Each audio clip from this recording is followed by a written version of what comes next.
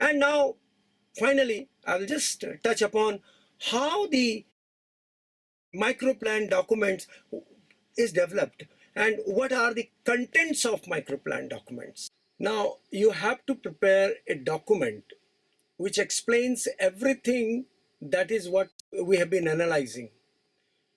Now, on the basis of the discussion, what we have seen that a microplan is to be documented so that anyone can read the document and understand the processes, the issues, and the interventions that we are planning for the development of the area. So there are various what you can call chapters, there are various sections. So the first section or first chapter of your plan document, or what you can call your block plan document or district plan document or micro plan document, is the introduction.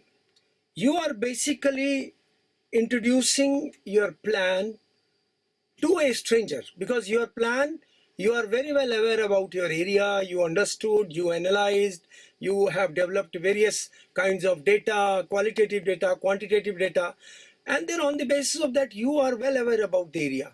But many times it happens that your plan is going to be assessed or appraised by a stranger. He or she may be expert in planning, but he may not be knowing about the area.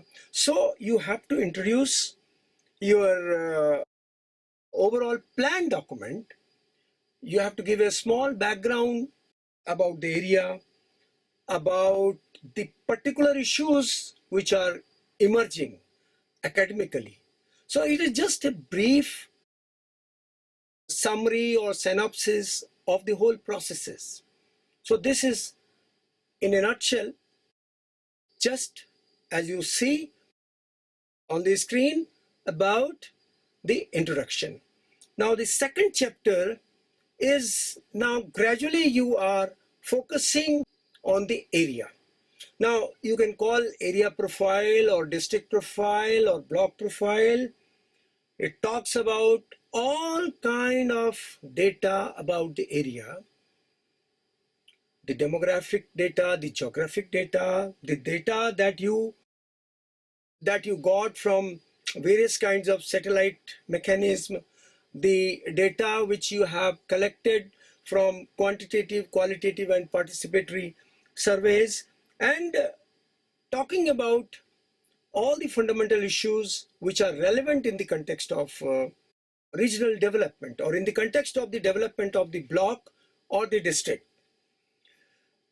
You have to use all your creativity. Now that is very important. You have to use all your creativity, including, because suppose I am the stranger and you are, say, from Lakshadweep Union Territory, and you have planned for a particular area and I have no idea about that.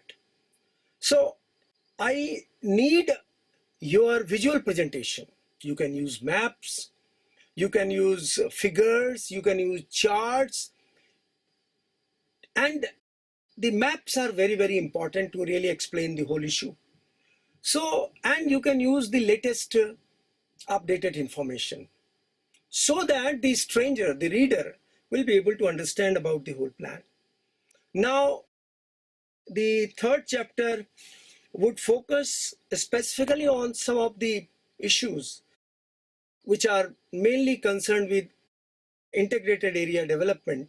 You can talk about the specific dimensions which are concerned with the development. Many times the plans are prepared for specific sectors, say health sector, say education sector, say livelihood sector. Yes, I agree that sectoral plans lack the integrity, but I think it would be very difficult to prepare a comprehensive plan. But many times the government initiatives ask you to prepare plan focusing on a particular sector and try to see around what is happening around that sector. Suppose you are talking about education, so you have to discuss various issues concerned with education.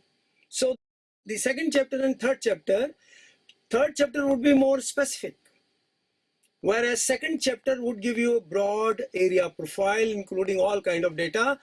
But be careful, whatsoever data you use in the plan, different chapters of the plan, that data must be used to explain some of the issues. Many times the documents which are prepared by the people are full of data, huge amount of data, but it's very difficult to get certain inference out of that data.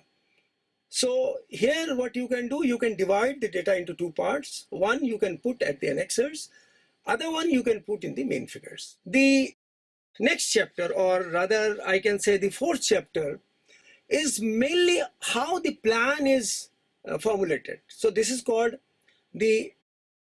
I generally call it a planning process chapter, because you are not the only, Robinson Crusoe who knows about the whole area.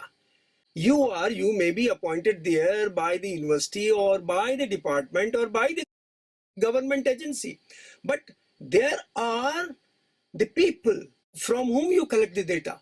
So the planning process is to be documented. How the intervention that you are talking about plan, you link it with the earlier modules, location, allocation, function. Where the schools are located, where hospitals are located, where extension agencies are located. That's exactly what we do at the real meaning of the planning is like this. So that planning process, you have to document how the data are collected.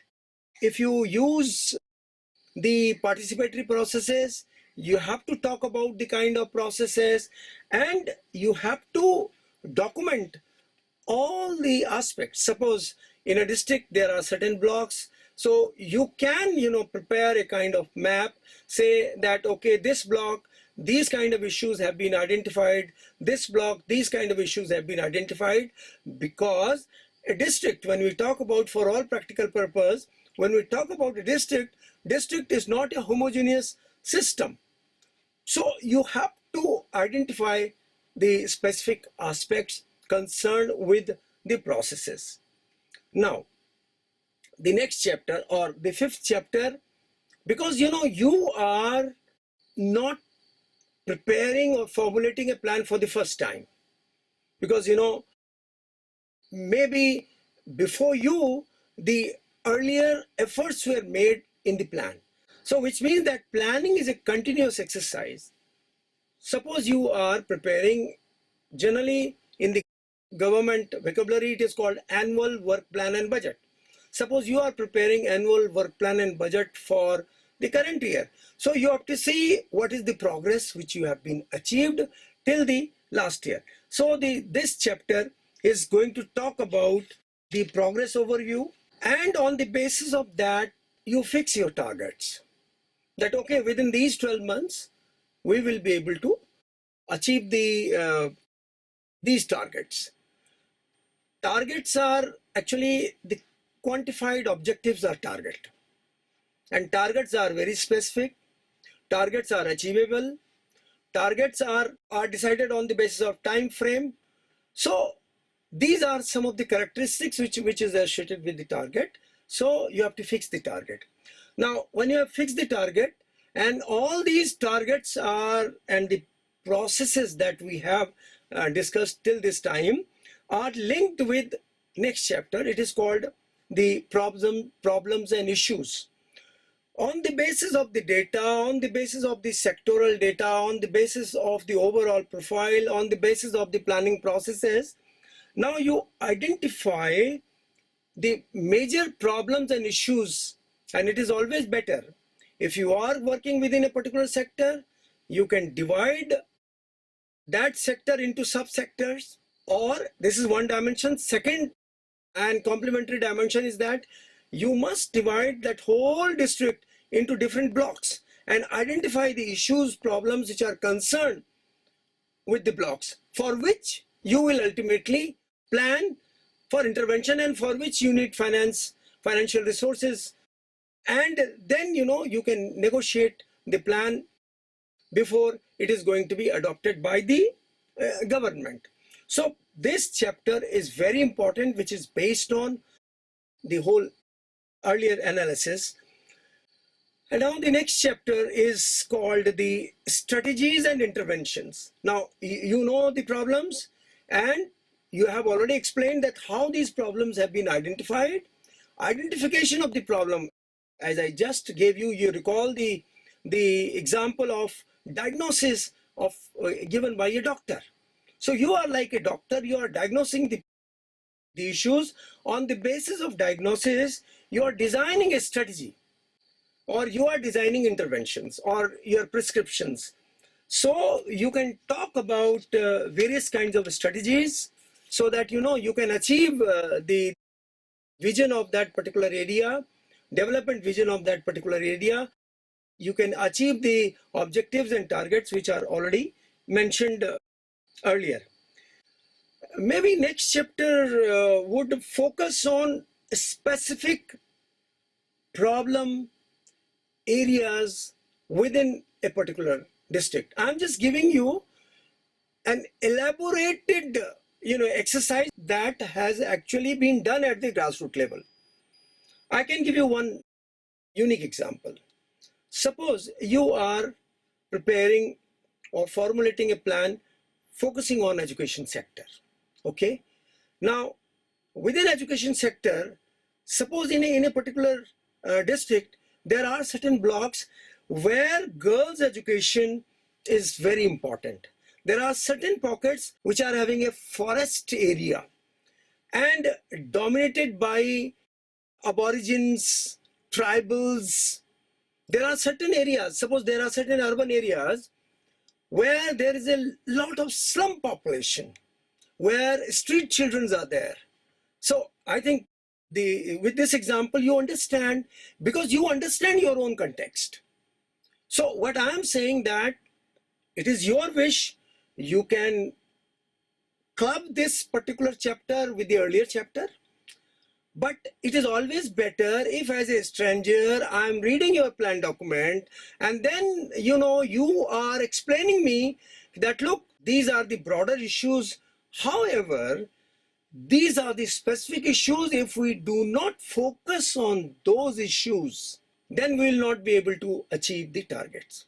You can link with whatsoever was discussed earlier. Think about sustainable development goals. Think about climate change.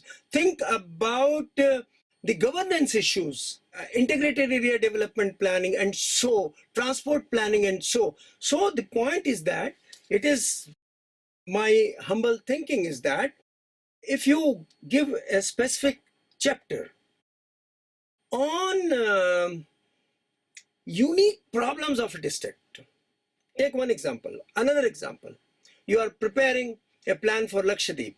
Lakshadweep is divided into different islands, unique problems. And then you have to think about specific issues.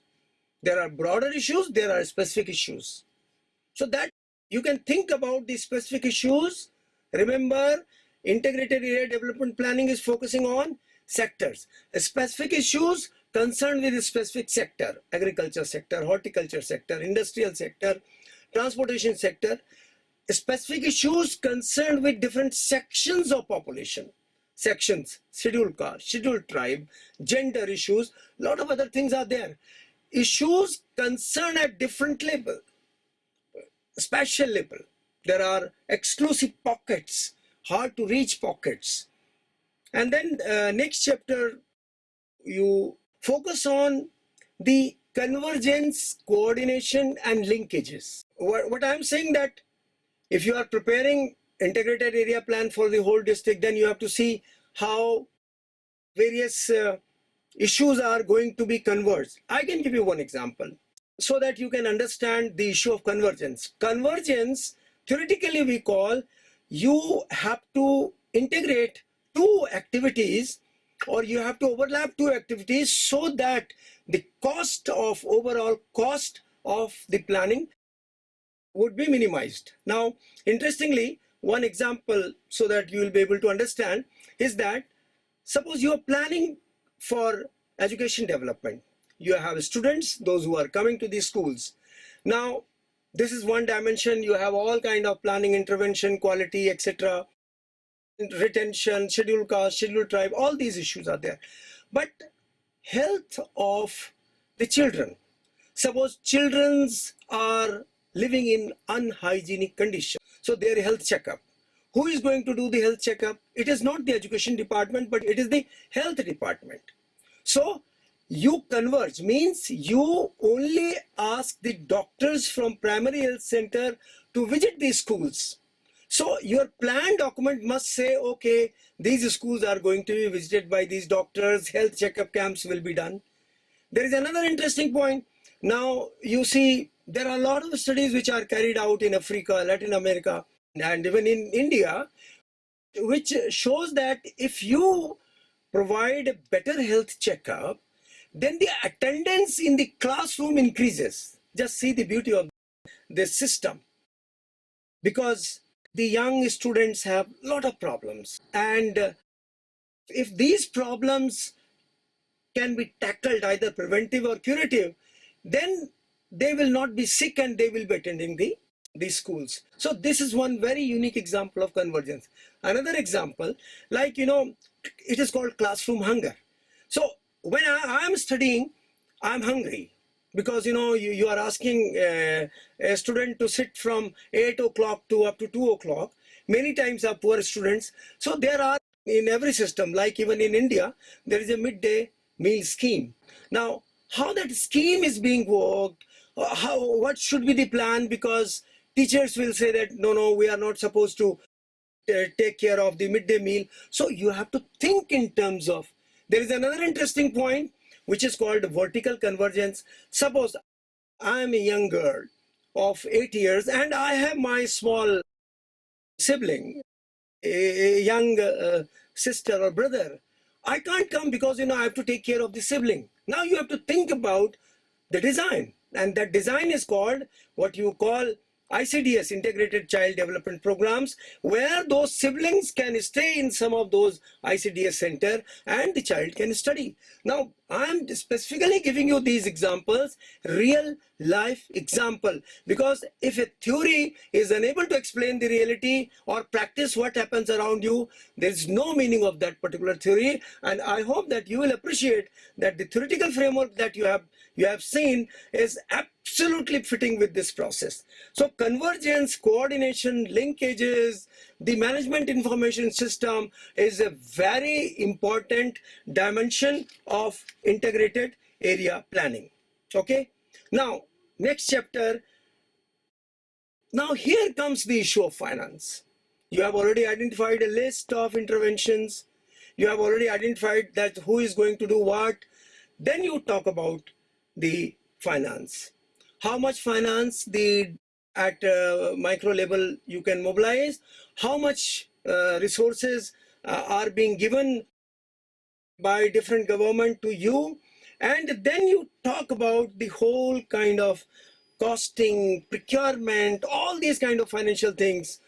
There are financial software packages. It is called Financial Management Information System, through which you will be able to do it.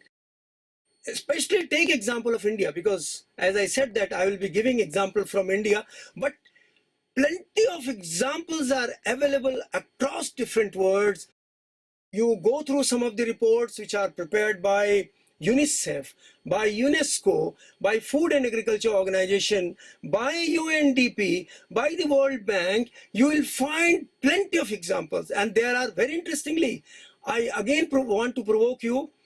You must, in case if you are interested in conducting research, in case if one of your paper is dissertation, you focus on these areas, because these are the new and emerging areas on which district specific, block specific researches are being promoted and supported, and for these kind of activities even the government finances are available.